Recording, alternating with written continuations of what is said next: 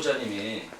이력을 잘 시민들이 몰라요. 그래서 초중고 최소한 대학은 아는데 초중고에 어디를 말씀을 안 하셨어요. 그리고 그것도 약간 해주시고 또 더불어 이제 아까 민주당이라고 하시니까 최근에 이슈가 되어 있는 광명 의뢰에서 강신성 후보가 아시죠? 네. 그분이 그 과거에 전 민주당 대표라고 네. 하셨더라고요. 그래서 네. 민주당 대표를 당명을 이어갈 수 있는 역할이 네. 컸다. 그런 것이 이제 뭐 전 김원기 그 의장님을 비롯한 지골칠관 전대현 전해철 의원을 비롯한 여러 분이 이렇게 말씀하셨는데 과연 그 강신선 후보님의 지금 현 정부에 탄생시키는데 그 역할을 했는지 그 추미애 그 전 그 대표님과의 어떤 합당해서 해서 그럼으로써 역할을 했는지 그것을 우리 그 후보님도 인정을 하시고 생각이 같으신지 그걸 간단하게 피력을 해주시면 감사하겠습니다. 일단 제 초중고 학력에 대해서 궁금해하시는데요. 저는 전북 부안에서 아까 산골에서 태어났다고 그랬잖아요. 전북 부안군 보안면 월천리 갓점이라는 마을에서 태어났습니다. 그래서 초등학교는 보안초등학교를 나왔고요. 44회 졸업생입니다. 그 다음에 보안중학교 9회 졸업생이고요. 고등학교는 익산에 당시에는 1위였어요. 원광여자고등학교를 나왔고요. 그 다음에 전북대 중어중문학과를 나왔습니다. 그 선택한 것도 다른 이유가 있으십니까? 혹시 거기서 말씀해 주세요. 네네. 제가 여기 질문지에서도 답변을 해드렸는데요. 제가 대학을 졸업하고 첫 사회생활을 여기 광명에서 했습니다. 그 학원에서 아이들을 좀 가르쳤는데요. 그러다 보니까 저의 사회생활 첫사랑이었고 제2의 고향이라고 제 마음속에는 늘 한쪽에 자리 잡고 있습니다. 그때 당시는 지역구를 선택한 배경은 그때 당시는 사실은 광명이라는 땅이 활력도 있었고 희망도 넘쳤었고 저의 첫사랑이다 보니까 그런 기억을 갖고 있는데 지금은 광명동을 이렇게 쭉 돌아보면 광명은 이제 재개발로 이렇게 포크레인으로 많이 떠져 있고 또 한쪽에서는 시름소리도 들리고 그래서 여러 가지 맥이 끊겨 있고 조금은 낙후돼 있고 그래서 그런 부분에 대해서 제가 특별히 지역구를 선택한 거는 저는 그동안 사실은 중앙에서 활동을 했지 않았습니까? 제가 아까 저의 이력을 말씀드렸듯이 중앙에서 제가 실력을 인정받고 능력을 인정받고 인맥을 쌓았고 그런 것들을 제가 받은 그런 능력과 실력을 이제는 제2의 고향인 광명에 와서 헌신하고 싶고 광명을 좀 더 활기찬 도시로 좀 희망이 찬 도시로 발전시키고 싶어서 광명으로 내려왔습니다. 청와대에서 2년 1개월 제가 근무했고요. 6월 말까지 근무했고 7월 달에 제가 바로 이사 와서 지금 열심히 뛰고 있습니다. 있을 텐데 정치인은 어떤 계기로 하셨는지 한번 보고. 제가 이제 광명에서 아이들을 좀 학원에서 가르치다가 사실 잡지사 기자를 했습니다. 잡지사 기자를 한 7년 정도 했는데요. 그 뒤에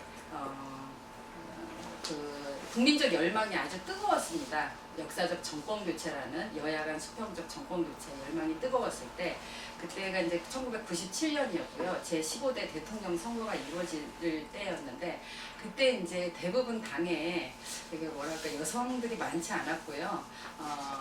그리고 홍보에 대해서 지금처럼 SNS가 활발하게 소통되지 않았을 홍보 수단이 많지 않았을 때였는데 그때 좀 여성의 부드러운 터치로 홍보를 할 경력직 여기자를 하나 뽑아라 라는 게 이제 당명이었던 것 같아요. 그게 이제 공고가 나왔고 저는 그 공채 시험에 제가 어플라이도 했습니다. 도전을 했고 그때 제가 김대중 대통령으로부터 발탁이 됐고 그게 인연이 돼서 오늘까지 이어온 것 같습니다. 국회의원이 뭐 지금 출마 후보자로 되셨지만 본인이 꼭 국회의원이 돼야 한다고 생각하는지 타 후보의 어떤 차별화가 있다면 그 정책이 있다면 뭐 하고 싶은 말씀이 있다면 이 기회에 한번 말씀해 주시죠. 아까 말씀드렸는데 광명은 좀 특히나 갑은 을에 비해서 약간 낙후된 감이 있고요. 제가 늘 언론 인터뷰에서 말씀드렸는데 도시에 차이는 있어도 차별은 없어야 된다. 차별받아서는 안 된다라는 게 제 생각입니다. 그래서 광명은 좀 힘 있는 국회의원, 힘 있다는 거는 여기에서 광명 지역 발전을 위해서는 결국은 예산이지 않습니까? 모든 사람이 다 정책, 공약, 뭐 약속할 수 있는데요. 그걸 아마 못 지키고 싶어서 안 지키는 정치인은 아무도 없다고 생각합니다.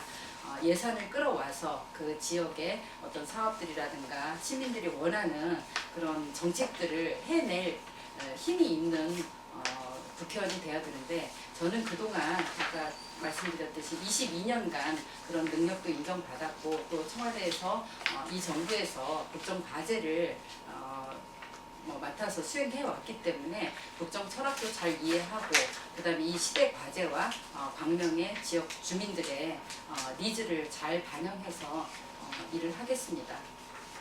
부장님은 지금 내가 중복된 책일지 모르겠지만 정치 철학과 어떤 뭐 계획이 있다면 또 거기에 대해서 거기서 더불어 함께 말씀해 주시면 감사하겠습니다. 보통 정치 철학하면 굉장히 무거운데요.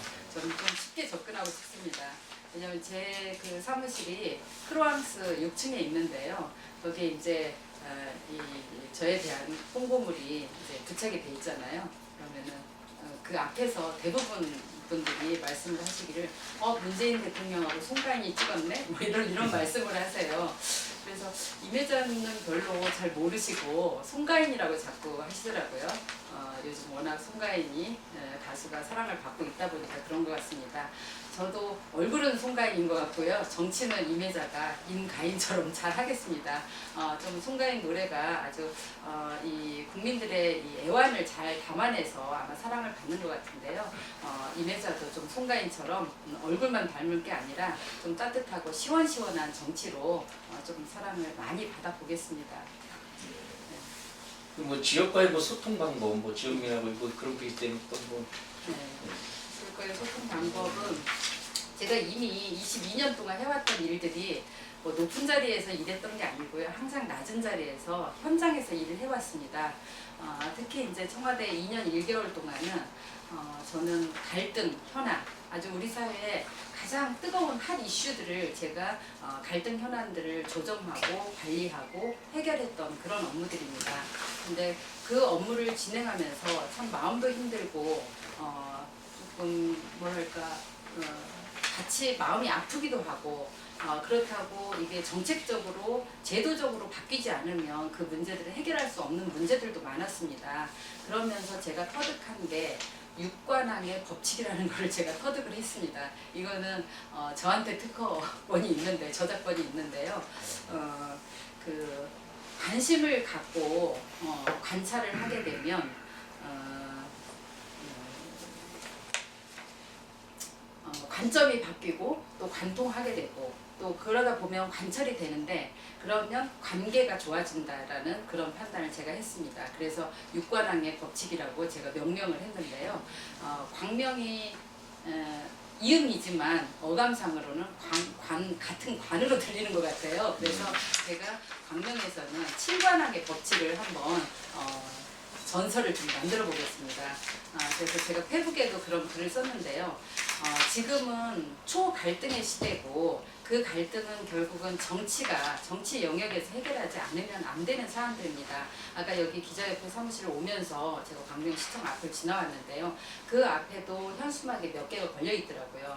청와대에는 거의 100여 개가 붙어 있어요. 날마다 철거하고 다시 또 오고 뭐 진짜 단식하고 뭐 이런 노숙을 하고 고공농성을 하고 뭐 목숨 건 단식과 목숨 건 고공농성을 많이 했는데 그런 것들을 제가 관리하고 해결하면서 느꼈던 그게 바로 육관왕의 법칙이고 광명에서 칠관왕의 법칙으로 시민들과 소통하고 어려운 문제들이 있으면은 조정하고 해결해 나가겠습니다. 사실 길이 없는 것도 많고요. 답이 없는 것도 많습니다. 근데 길이 없으면 같이 고민하다 보면 조그만 오솔길이라도 생기게 되고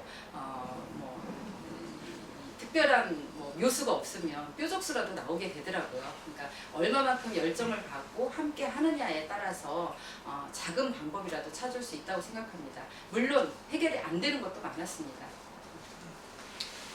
기자협회에 대한 시민들의 요구라든가 기대가 굉장히 큰 것 같습니다. 그런 자리에 저를 불러주셔서 또 감사드리고요. 아까 둘로 갈라져 있다. 그 맞습니다. 점점 갈라져 가고 있는 것 같은 게 저도 안타깝고요. 그게 저는 갈등이라고 봅니다.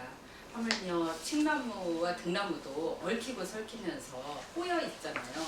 그래서 갈등이라는 그래서 단어가 생긴 거고, 제가 아까 말씀드렸듯이 갈등, 초갈등 시대고요. 근데 그 갈등은 그럼 왜 생기느냐, 왜 둘로 쪼개지느냐, 그거는 지금은 과거에는 민주 반민주, 독재 반독재 그런 사회였는데요. 지금은 그야말로 욕망과 욕망이 충돌하는 것 같습니다. 그 욕망과 욕망이 기존 세대와 지금 세대, 그리고 정규직과 비정규직, 그리고 세대별로, 직능별로, 각 계층별로 다 쪼개져서 갈등을 하고 있는 것 같습니다. 그래서 제가 그 광명 당원뿐만이 아니라 이거는 정치인으로서 반드시 해야 될 과제이고 의무라고 생각을 합니다. 그래서 그런 제가 자꾸 갈등 전문가, 갈등 해결 전문가 이런 걸 어필을 하는 이유가, 지금은 그 갈등을 해결해내지 않으면 점점 더 양분돼서 각자의 길로 가고, 결국은 어느 누구의 목소리도 서로의 목소리만 있을 뿐이지 들을 귀는 없잖아요. 그래서 그 중간에 서서 갈등을 조정하고 관리하고 또 해결책을 제가 만들어 보겠습니다. 해법을 찾겠습니다. 네, 감사합니다. 우리 그 시민 당원 되시는 분이 잘 새겨드리라 말씀 이해하시라고 제가 하겠습니다.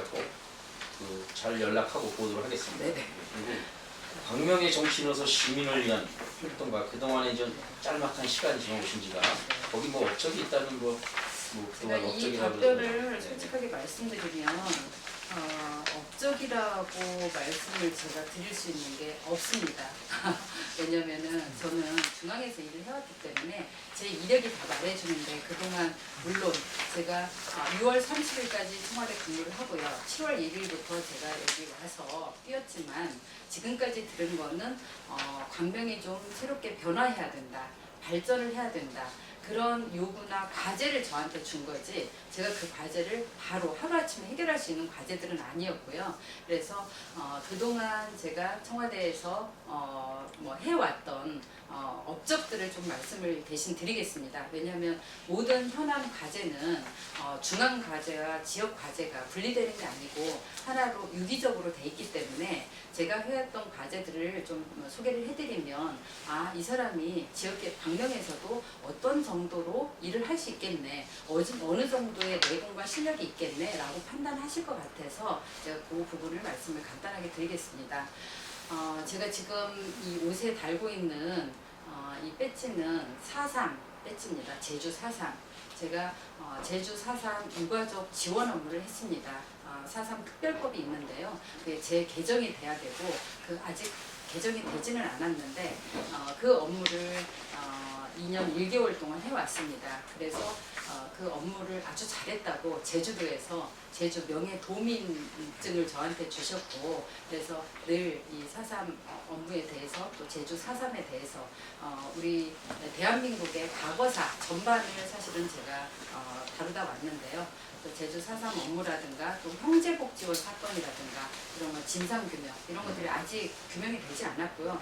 다 이것도 개개별로 특별법도 필요하고, 아니면 진화위라는 그런 위원회라든가 과거사 전반의 법들을 통합해서 할 거냐 말 거냐 이런 것들이 국회에서 논의 중이다가 아마 이번 국회도 넘어갈 것 같습니다. 그래서 그런 업무를 좀 해왔고요. 그 다음에 고 김용균 씨 사망 사건 이런 것들은 비정규직 문제인데요. 그런 비정규직 문제, 또 제가 사회복지를 전공하다 보니까 사실은 정책팀에서 핸들링 해야 될 것도 저한테 많이 왔습니다. 그러니까 장애 등급제 폐지라든가 이런 장애인 단체들 문제 이런 것들도 해결을 해왔고요. 그래서 소개를 하자면 사실 우리 사회에 지금은 아까 욕망의 정치라고 그랬잖아요. 장기 투쟁 사업장들이 굉장히 많습니다. 노사가 다 충돌하고 갈등하고 하는 것들인데 그거는 법으로 어떻게 해줄 수가 없어요. 사업주와 사용자와 노동자가 해결을 해야 되는 문제들인데 그게 결국은 국가의 책임으로 청와대 앞까지 오게 되거든요.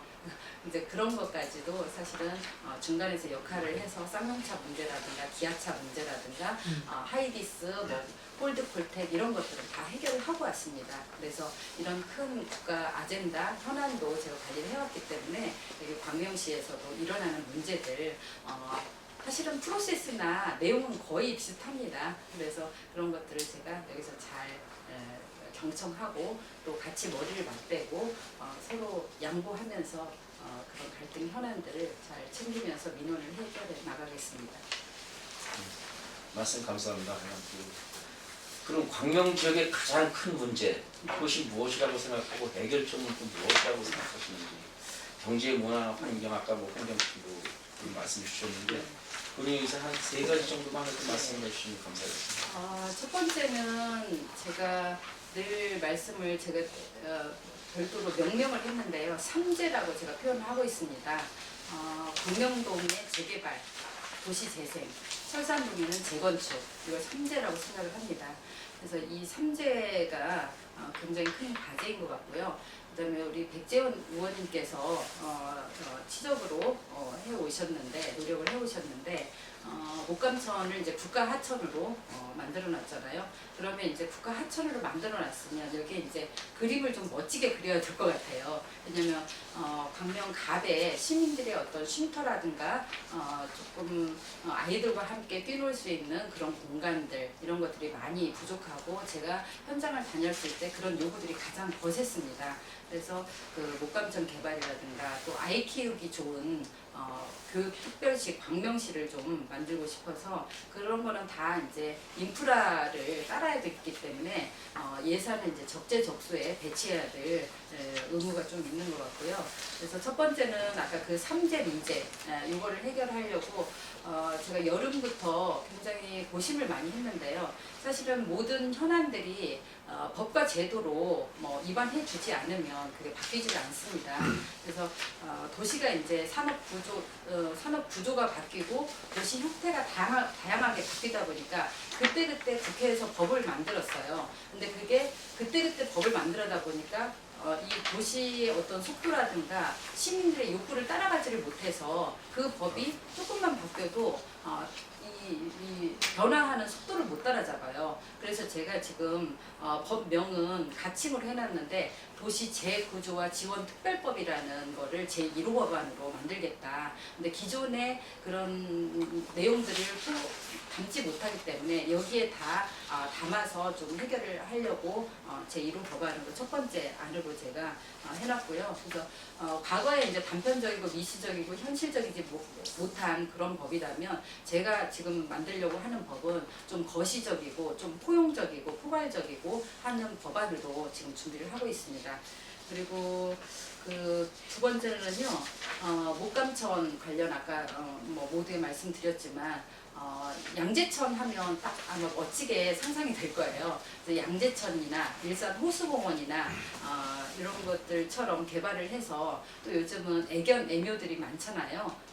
그래서 반려견과 함께 좀 마음 편히 산책도 하고 도심 속에서 휴식 공간을 좀 만들어서 시민들에게 좀 편안하고 행복한 광명 시민이 될 수 있도록 그렇게 만들어 보겠습니다.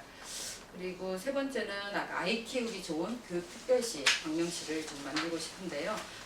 이거는 이제 사실은 저도 책은 많이 안 읽지만 좀 도서관 가서 작은 도서관들을 가장 많이 선호하는데 그 내 집 앞에 작은 도서관에 가서 좀 아이들과 책도 보고 또 아이들과 또 즐거운 시간들을 좀 보내면 좋을 것 같고요. 그래서 작은 도서관 그리고 동네별로 맘카페 이런 것들을 좀 설치를 해서 좀 운영을 해보겠습니다. 근데 이제 선진적으로 좋은 엄마 되기 모임들도 많기 때문에 이제 그런 것들도 좀 만들어서 이게 다 연계해서 특별시 광명시가 되지 않을까 생각이 듭니다.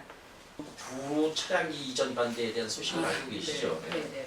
그리고 광명 동굴에 대해서 그 시민의 혈세가 받아 투자해가지고 상당히 어떤 비판적인 여론도 또 많이 들으셨을 거라고 저는 보고 있는데요.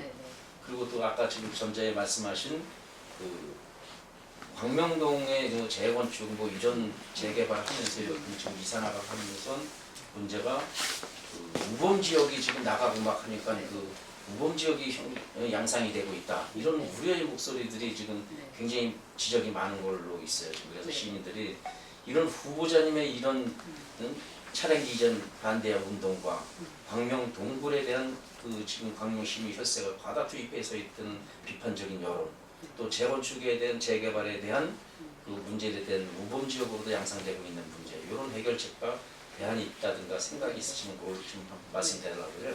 사실 질문이 굉장히 세 개가 다 거의 한 질문에 1시간 정도 할애를 해야 될 질문들이거든요. 간단하게 짧게 해주세요. 간단하게 말씀드리면 일단 작년 2019년 광명시에서 선정한 10대 뉴스에서 1위가 바로 도로 차량기지 이전 반대였습니다. 저는 여기 광명시에 예비 국회의원 후보로 출마를 한 사람입니다. 그러면 저는 광명 시민의 목소리를 대변을 해야 될 의무가 있습니다. 구로 차량기지 이전은 광명 시민의 재산권, 생명권, 미래 가치를 지키기 위한 투쟁이라고 생각을 합니다. 저는 광명 시민 편에 서겠습니다. 광명 시민들의 목소리를 앞장서서 제가 대변을 하겠습니다.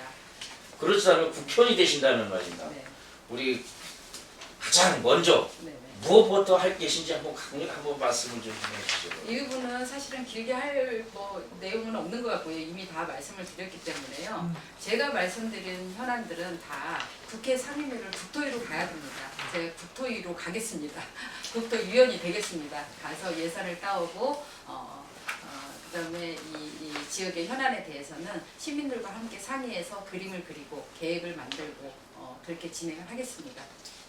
저 후보자님이 백지원 전 의원님이 애기를 3선을 시켜주면 다 가져온다고 했어요. 그래서 그게 뻥카를 날린 건지 어땠는지 우리 그 후보님이 잘 돼서 좋은 소식. 국토위원으로 갔는데도 못하면 그거는 혼날 일이고요. 만약에 국토위원으로 안 보내주면 제가 투쟁하겠습니다.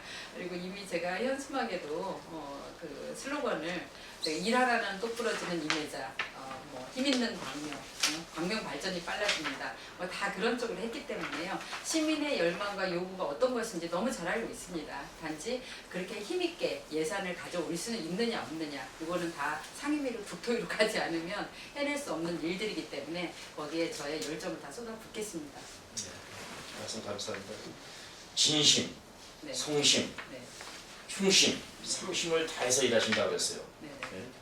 그동안에 그런 가운데 3중 후회를 해본 적이 있다면, 또 가장 잘한 일이 있다면, 네. 이런 성심을 가지고 사셨는데 그걸 한번 피력을 해주시죠. 사실은 제가 시골에서 어렵게 자랐기 때문에요. 그 키다리 아저씨라는 책을 보면서 저에게도 좀 키다리 아저씨가 나타나서 또 공부도 시켜주고 세상도 좀 알게 해주고 누군가 이렇게 이끌어줬으면 좋겠더라고요. 그러니까 저희 차만 운전을 하더라도 내비게이션이 없으면 못 찾아가잖아요. 그것처럼 인생에 있어도 누군가 가이드가 있으면 참 좋겠다라는 생각을 해서 그 가이드라는 개념을 저는 사회복지사라고 생각을 했습니다. 그래서 제가 사회복지사의 길을 걷고 싶었던 마음이 이제 대학을 졸업하면서부터 갖고 있었는데 결국은 못 갔어요. 근데 마지막에 제가 박사과정은 사회복지 박사과정을 수료해서 이제 대학에서 학부생들한테 사회복지 법제를 강의를 했는데 실제 삶 속에서는 늘 이제 정당에서 일하고 국회에서 일하고 시간이 없다 보니까 근데 조금 우리 사회의 어두운 곳을 좀 살피는 그런 좀 봉사라든가 헌신이라든가 이런 걸 좀 해보고 싶었는데 꾸준히 못했고요. 그게 조금 다시 태어난다면 제가 사회복지사의 길을 갈 것 같습니다. 그리고 가장 잘한 거는 제가 잘 변하지 않아요. 그래서 저와 같이 함께하는 사람은 대체적으로 기본이 20년 아니면 30년 다 인연이 된 사람들이거든요. 그래서 꿋꿋하게 한 길을 걸어왔다는 거. 물론 그 길을 걸어오는 과정에서 저도 비바람도 맞아봤고 서러움도 있었고 많은 아픔도 있었고 그렇지만 그 아까 진심, 성심, 충심 제가 정말 제 삶 속에서 제가 온몸으로 나온 그런 제 진심입니다. 근데 여기 와서 보니까 시민들이 얼마만큼 그렇게 열망이 있고 요구가 있는지를 다시 한번 느끼면서 갑자기 애심이 생각났어요. 시민을 정말 사랑하는 마음, 측은지심 이런 것들이 있어야만이 이 소통도 하고 그다음에 광명시에 대해서도 제가 일을 할 수 있다는 생각이 들어서 하나 더 추가해서 진심, 성심, 충심, 애심까지 오늘 이 자리에서 밝히겠습니다. 예, 감사합니다. 이제 정정해서 40입니다. 30년. 약간 뭐 그리고 또 정치인이 뭐 존경하는 네네. 정치인이 있다는 거뭐이 기회에 한번 말씀해 주시면. 네. 제 운명은 김대중 전 대통령님을 만나면서 결정이 됐습니다. 그러다 보니까 김대중 전 대통령님을 아주 깊이 존경합니다. 제 머리맡에는 김대중 자서전이 항상 있고요. 제가 가장 그 인생의 좌우명처럼 생각하는 것도 행동하는 양심이고요. 서생적 문제의식과 상인적 현실감각을 정치하면서 늘 잊지 않으려고 하고 있습니다. 특히 문장이 길어서 좀 보고할게요. 민심보다 앞서 뛰거나 뒤쳐져 나고 해서도 안 된다. 국민으로부터 고립된 뜀박질은 실패를 향한 돌진의 다름 아니다. 목적이 정의롭고 고상할수록 국민과 함께라는 방법상의 원칙은 더욱 지켜져야 한다. 이 말씀을 가장 제가 마음속에 새기면서 인생을 살고 정치를 하려고 합니다. 특히 이제 김대중 대통령 존경하는 이유는요. 아까 사회복지사 말씀드렸지만 한국형 복지국가의 설계자이기 때문에 그리고 복지에 대해서 지금은 당연시 되고 있는데요. 국민기초생활보장법이라든가 국민연금법, 건강보험 이런 것들이 다 아주 김대중 대통령님께서 혁명적으로 설계를 해서 이끌어온 업적들이기 때문에 그런 공적인 복지제도 이런 거에 대해서 굉장히 존경을 합니다. 그리고 이제 복지에 대한 것도 지금 제가 광명에 딱 오니까 너무 복지가 과잉이어서 사회주의로 가는 거 아니냐라고 염려를 하시는 목사님이 계시더라고요. 근데 그 목사님 생각도 생각이지만 성도들이 그런 염려를 한대요. 근데 사실은 이 복지에 대해서 김대중 대통령이 이미 말씀하신 내용이 있어서 그걸로 답변을 좀 대신 이 자리에서 하겠는데요. 시장 경제의 부작용, 피해를 시정하고 보완하는 장치가 복지라고 생각을 합니다. 그래서 복지는 자선도 아니고 또 인권유의라고 생각을 합니다. 복지는 수혜자들에게 자활 의지를 북돋워주는 복지를 통해서 경제성장이 이루어지기 때문에 함께 더불어 사는 사회가 복지의 광의의 개념이라고 생각을 합니다.